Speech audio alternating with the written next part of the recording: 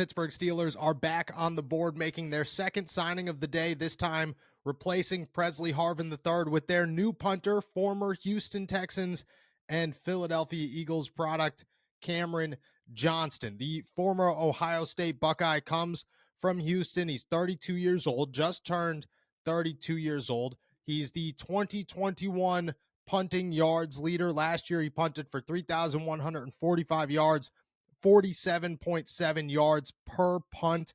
He had 30 punts inside the 20-yard line. That was 45.5% of his punts. And there's a couple other interesting stats just from last year where he stood amongst other punters in 2023. 17th in yards per punt, tied 6th in net yards per punt, 6th in punts inside the 20, tied 3rd in fair catches forced, and then 28th in hang time.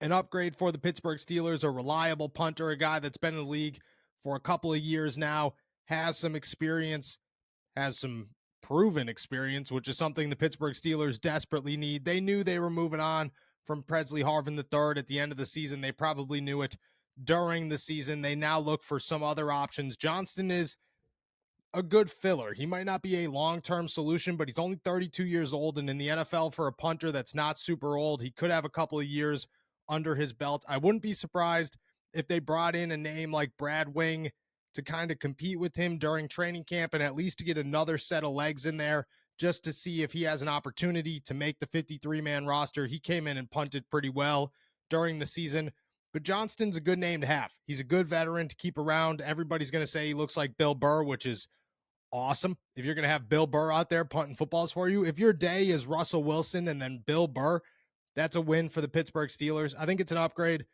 I think it's a good signing. I think it gets them back on the board in a day that was kind of becoming a snooze fest for them after Russell Wilson. It might not be the splashiest of signings, but the Steelers got a punter, and it's a position that they have desperately needed for the last 2 or 3 years.